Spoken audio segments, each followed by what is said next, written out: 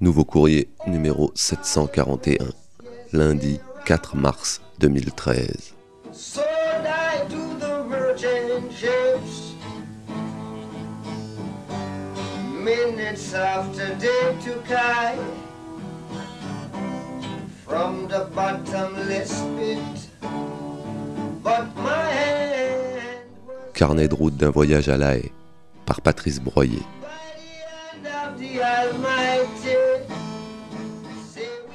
Il s'appelle Patrice Broyer, militant infatigable de la cause ivoirienne, d'origine gauloise, collaborateur du Gris-Gris international. Il raconte dans ce texte touchant son voyage vers La Haye, aux côtés de centaines de patriotes ivoiriens et africains. Objectif du périple, soutenir Gbagbo, soutenir la liberté pour les peuples d'Afrique. Voici son récit. Mardi 19 février 2013, gare du Nord, 6h25. Embarquement dans le Thalys numéro 9306. Destination La Haye via Rotterdam. Je voyage en bonne compagnie, avec le bureau de l'association Alto Génocide, Mathilde, Célestine et Rachel. 9h30, La Haye, Centrum Station. Pause café au Burger King de la gare. Des Ivoiriens arrivés plus tôt en car occupent quelques tables. Parmi eux, le journaliste de l'intelligent d'Abidjan, Jean-Paul Auro. Les cars arrivés au petit matin n'ont pas été autorisés à se garer à proximité de la CPI et se sont retrouvés parqués à quelques encablures de la gare. Sur un terrain mi-herbe, mi-terre. Un champ en fait. Ce lieu est une terre ivoirienne depuis décembre 2011. Sauf qu'aujourd'hui, l'audience a vraiment lieu, et c'est à la CPI que les Ivoiriens veulent se rendre en cortège. En sortant de la gare, Célestine négocie le prix d'un aller-retour en taxi pour Rotterdam. Elle veut aller chercher de l'hélium pour gonfler un immense ballon libéré Gbagbo, celui qui a déjà survolé Paris depuis l'esplanade du Trocadéro à Noël. Célestine, tu dois être à la CPI avant 14h si tu veux avoir ton accréditation pour l'audience. À La Haye, Célestine est l'envoyée spéciale du nouveau courrier. Pour accéder à la salle de presse, elle doit encore récupérer son sésame. Évidemment impossible matériellement de faire le voyage à Rotterdam. Allons retrouver nos camarades sur le champ. Le temps est froid et sec. Certains Ivoiriens ont opté pour des tenues de sport d'hiver. Et beaucoup portent des chapkas orange. Moscou a sa place rouge. La résistance ivoirienne a fait de La Haye une place orange. C'est d'abord discours et chant sur la sono. Après, c'est dilemme au micro. La manif tourne au vinaigre. Le maire interdit la traversée de la ville. La police hollandaise dit « Si vous voulez aller devant la CPI, montez dans vos bus ». Problème, les chauffeurs ont l'obligation légale de respecter une pause de 9 heures avant de reprendre le volant. La présence policière autour du rassemblement s'étoffe. Des uniformes à cheval approchent la foule. La police hollandaise est cavalière et cycliste. Ça change de Paris. Avec Célestine, on décide de se rendre à la CPI. Mathilde et Rachel restent sur place. Pendant qu'on s'éloigne, Willy Blas explique la situation au micro. L'heure est à la négociation avec les autorités. En chemin, on rencontre Hervé qui se joint à nous. Devant la gare, un taxi nous annonce 15 €. 5 chacun, c'est parti. Un taxi pour la CPI. Avant 13h, on est devant la ICC, l'International Criminal Court. Un bâtiment froid, selon l'expression consacrée et pour le coup appropriée. On n'est pas les premiers sur place. 2 femmes, une ivoirienne, l'autre congolaise, sont là depuis 10 heures. Elles demandent où sont les Ivoiriens. On leur dit la situation en ville, l'accès au bâtiment n'est pas barré. Avec la camarade ivoirienne, nous tentons de pénétrer dans les locaux. On réussit à passer le tourniquet avant que des gardiens nous expliquent que l'ouverture, c'est plus tard. Ils viennent installer un ruban pour délimiter la ligne à ne pas dépasser. C'est l'heure de la pause déjeuner. Des jeunes femmes au profil d'étudiantes ou stagiaires sortent. Elles sont gaies. Pour de futurs juristes, la CPI sur un CV, c'est sûrement chouette. Sort ensuite Sarah Tisser de RFI. Elle veut des clients ivoiriens et ne parle qu'au noir. Quand elle s'aperçoit qu'elle interviewe une Congolaise, c'est la déception. « Ah, vous n'êtes pas ivoirienne ?» Elle se rabat sur Hervé. Vu ce qu'il raconte au micro, ça risque pas d'être diffusé sur Radio Impériale. À côté, je suis transparent. Pauvre Sarah Tisser, prisonnière de sa coloniale structure mentale.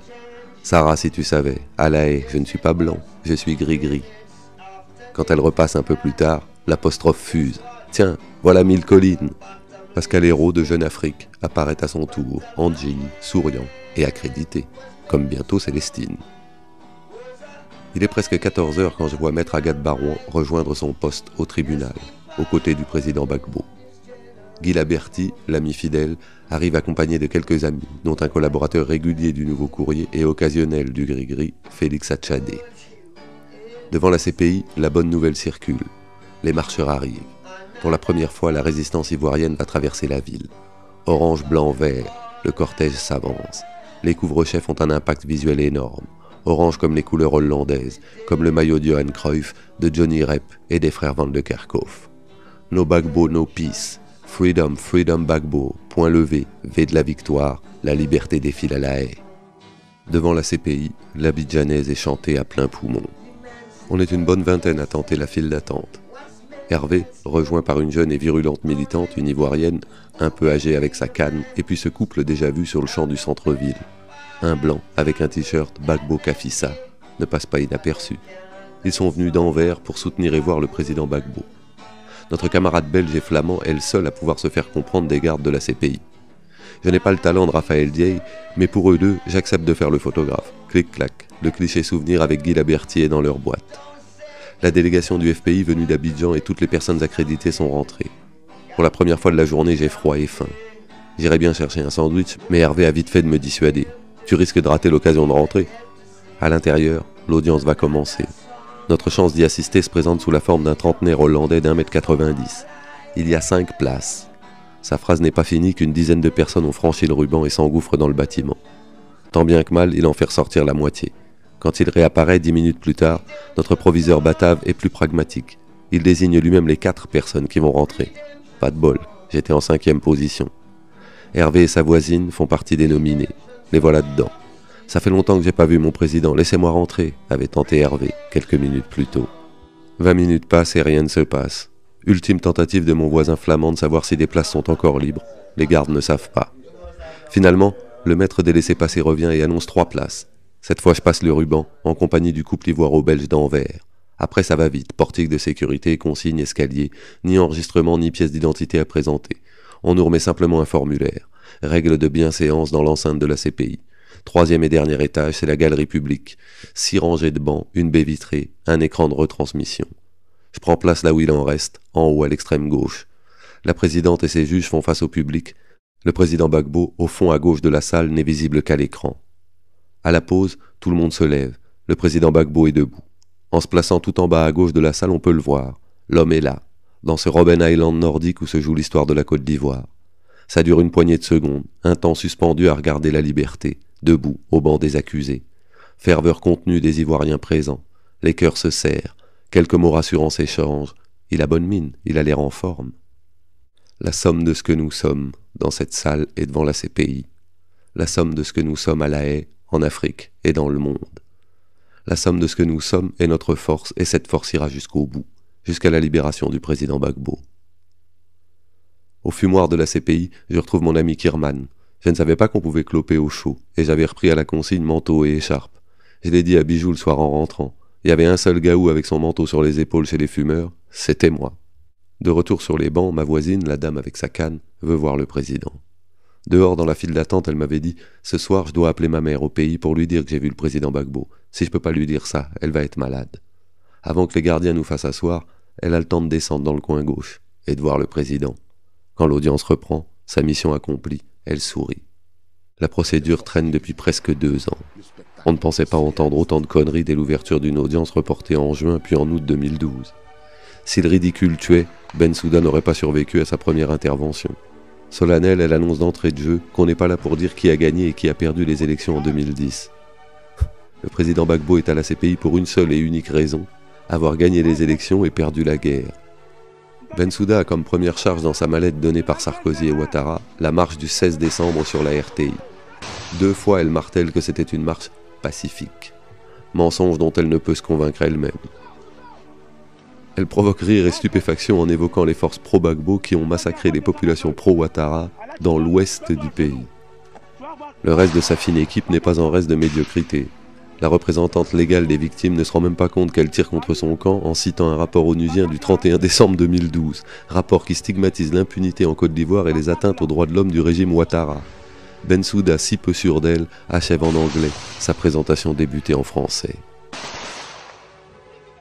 Après la seconde pause, une jeune stagiaire venue assister à l'audience s'étonne. « Dans cette salle, vous soutenez tous Gbagbo ?» Effectivement, la salle est entièrement acquise au président Gbagbo, c'est ça qui est la vérité. 18h30, fin de la première journée d'audience. Avec Célestine dehors, nous retrouvons Mathilde, Rachel et aussi Léonie. Retour à Centrum Station. Dans le Thalys avec Félix, on se passe une vidéo de la RTI sur la préparation de la marche du 16 décembre 2010. Soldats, militaires, je vais à la radio-télévision ivoirienne. Entre Hollande et Belgique résonnent les voix de Soro et Ouattao à l'hôtel du Golfe. Devant la caméra, ils s'adressent aux rebelles lourdement armés. « Soldats, militaires, vous devez vous tenir prêts. Jeudi, nous allons à la télévision. » Soro. « Il faut qu'on soit prêt pour jeudi. » Ouattao.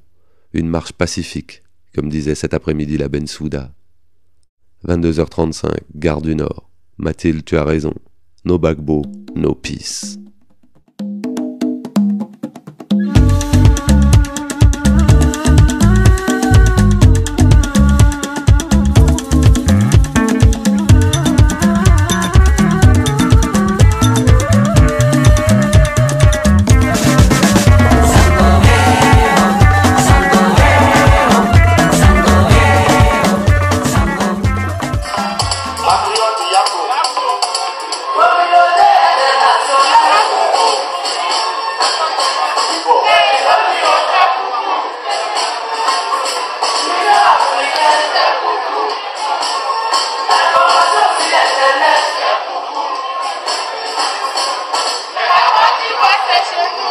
On demande pardon aux Français. On vous demande pardon. Laissez-nous en paix. Laissez-nous en paix. C'est tout.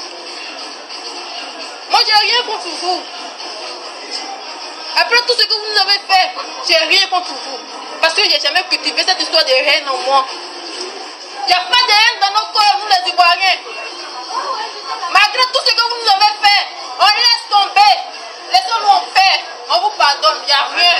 Vous êtes trop grand pour la France. Nous, cette petite Côte d'Ivoire. Que pouvons-nous faire devant vous, pour la France? C'est trop. Laissez-nous en paix. Laissez-nous vivre.